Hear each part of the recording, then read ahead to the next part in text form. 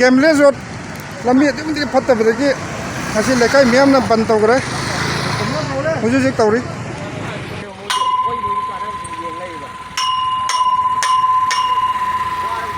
langon lambi tinggi hujur langon game village lambi yang fatre ikut yang tuh tolak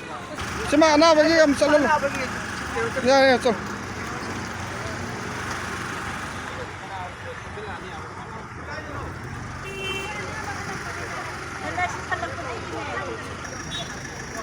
lagi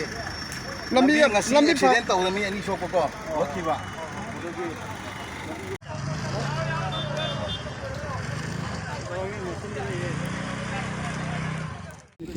sampai aja lah aku lekai mari mengapa pun jalan lekai sini jadi aku lekai game bleski lagi ruk waktu sini jadi aku kerja sini thogla harga aku sih jadi gina itu sih bagi lambi gitu pun jadi kita hasil lagi pak malam maduna koi si lambi tinggi kuning tinggi jadi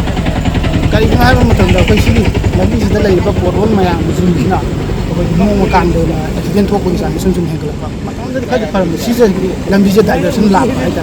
sih jadi yang mau dari sini koi lambi jadi ada sun lap jadi lambi atau baga dua ni na koi accident traffic punjal apa traffic kumau ni koi accident tu koi sana yang hengkel apa Una lariba lekai akoi bida lariba praja sinda safar am lak ni koi lekai ma praja ni khawla ba masi lambi thingji aduga koi sarkar ni se sangkran pi hai pandan koi na ngasi lambi thingbi kong changsin ja lambi thingbi hongjang je koi mandi bu le dum continue di dum lai ne ba lai ne de koi lambi je